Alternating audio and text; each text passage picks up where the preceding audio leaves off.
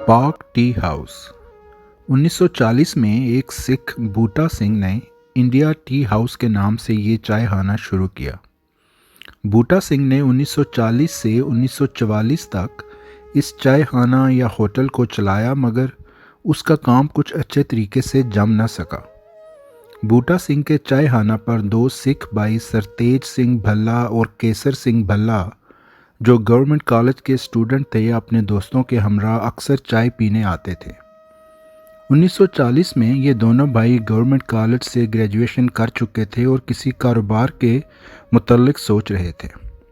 एक रोज़ इस चाय खाना पर बैठे इसके मालिक बूटा सिंह से बात चल निकली और बूटा सिंह ने ये चाय खाना उनके हवाले कर दिया। पाक टी हाउस लाहौर में माल रोड पर वाक़या है, जो कि अनारकली बाज़ार और नीला गुंबद के करीब है। क़याम पाकिस्तान के बाद हाफिज़ रहीम बख्श साहब जलंधर से हिजरत करके लाहौर आए तो इन्हें पाक टी हाउस 89 रुपये माहाना किराए पर मिला।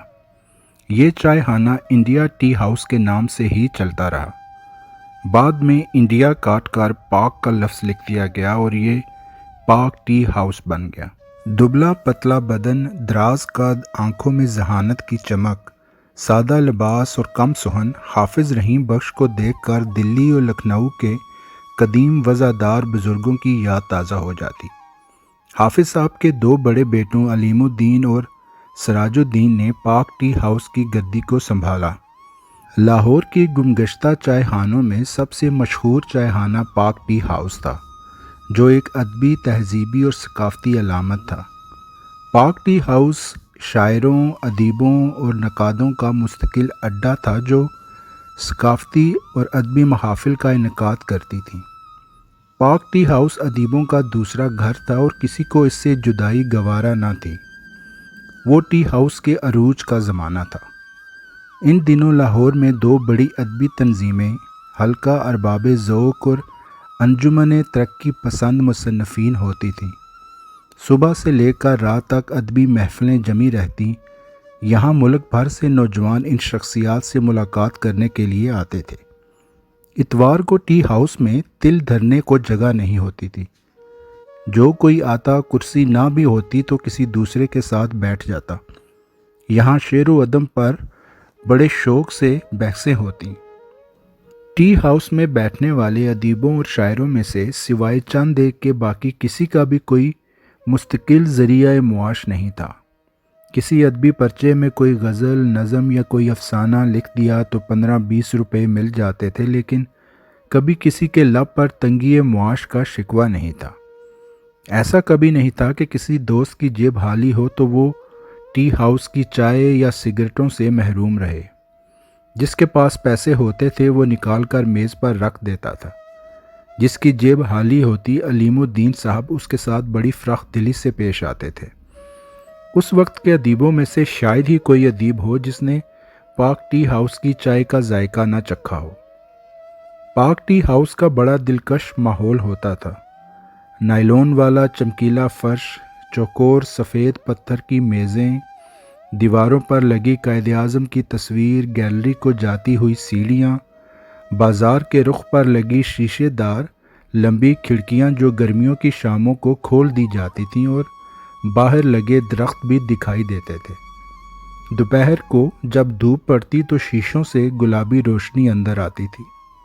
टी हाउस के अंदर कोने वाले काउंटर पर अलीमुद्दीन का मुस्कुराता हुआ सांवला चेहरा उभरता और बिल काटते वक़्त पीछे कहीं धीमे सुरों में रेडियो बज रहा होता। अलीमुद्दीन की धीमी और शगुफ्ता मुस्कुराहट थी। उसके चमकीले हमवार दांत मोतियों की तरह चमकते थे। टी हाउस की फ़ज़ा में कैप्स्टन सिगरेट और सिगार का बल खाता हुआ धुआं गर्दिश करता था।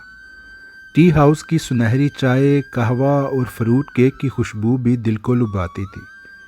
कभी कभी काउंटर पर रखा हुआ टेलीफोन यकदम बज उठता था।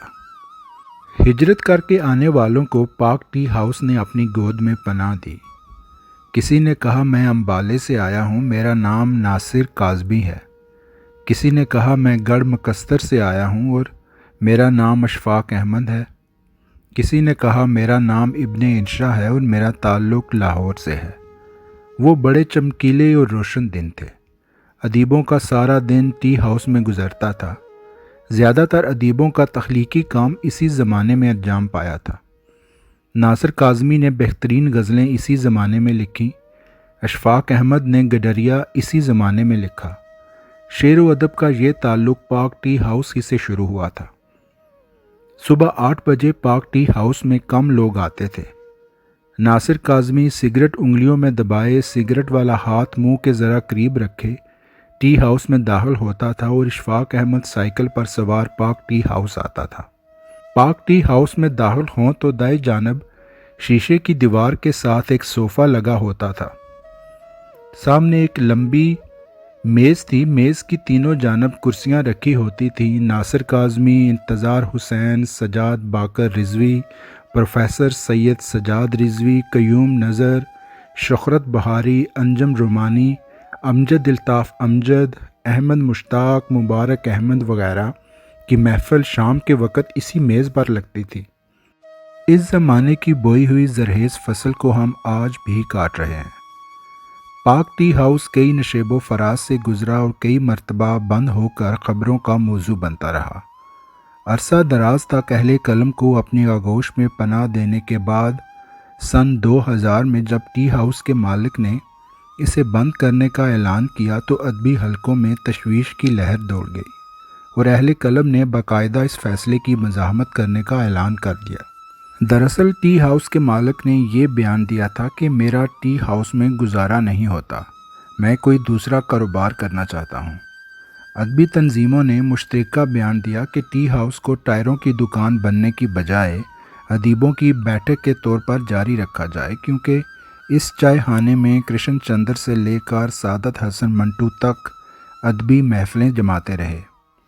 ادیبوں اور شاعروں نے اس چائے خانے کی بندش کے خلاف مظاہرہ کیا اور یہ کیس عدالت میں بھی گیا اور بعض عالمی نشریاتی اداروں نے بھی احتجاج کیا۔ آخرکار 31 دسمبر سن 2000 کو یہ دوبارہ کھل گیا اور اہل قلم یہاں دوبارہ بیٹھنے لگے، لیکن 6 سال کے بعد ہی سن 2006 میں یہ دوبارہ بند ہو گیا۔ اس بار ادیبوں اور شاعروں کی طرف سے کوئی خاص احتجاج دیکھنے میں نہ آیا۔ اس طرح یہ تاریخی، ادبی اور ثقافتی ورثہ نصف صدی تک اہل قلم کی میزبانی کرنے کے بعد اپنے پیچھے علم و ادب کی دنیا کی داستانیں چھوڑ گیا۔ اب اس کے بند شٹر اور اوپر لکھا ہوا بورڈ صرف ماضی کے ایک ادبی ورثہ کی یاد دلانے لگا ہے۔ نگینہ بیکری، چوپال، شیزان اور عرب ہوٹل کی طرح یہ بھی ماضی کا حصہ بن گیا۔ پاک ٹی ہاؤس کی بحالی لاہور کے ادیبوں، شاعروں اور دانشوروں کا ایک مسلسل درینہ مطالبہ تھا۔ بلاخر 23 مارچ 2012 کو میاں نواز شریف نے بلاخر پاک ٹی ہاؤس میں چائے پی کر اور اس کا افتتاح کر کے ادیبوں اور شاعروں کے لیے اس کے دروازے ایک بار پھر کھول دیے۔ اے حمید ایک جگہ لکھتے ہیں کہ میں اور اشفاق احمد دیر تک ٹی ہاؤس میں بیٹھے گزرے زمانے کو، گزرے زمانے کے چہروں کو یاد کرتے رہے۔ کیسے کیسے لوگ تھے، کیسے کیسے چمکیلے چہرے تھے جو ادب کے آسمان پر ستارے بن کر چمکے اور پھر اپنے پیچھے روشنی کی لکیریں چھوڑ کر نظروں سے غائب ہو گئے۔ کبھی ٹی ہاؤس کے کاؤنٹر پر رکھے گلدان میں نرگس اور گلاب کے پھول مہکا کرتے تھے۔ شیشوں میں سے ان پر سردیوں کی دھوپ پڑتی تو وہ بجلی کے بلب کی طرح روشن ہو جاتے۔ اب کاؤنٹر پر نہ گلدان ہے، نہ گلدان کے پھول ہیں، صرف میں اور اشفاق احمد میز کے آمنے سامنے سر کو جھکائے بیٹھے پرانے دنوں کو یاد کر رہے ہیں۔ ایک دن آئے گا کہ اس میز پر کوئی اور بیٹھا ہمیں یاد کر رہا ہوگا۔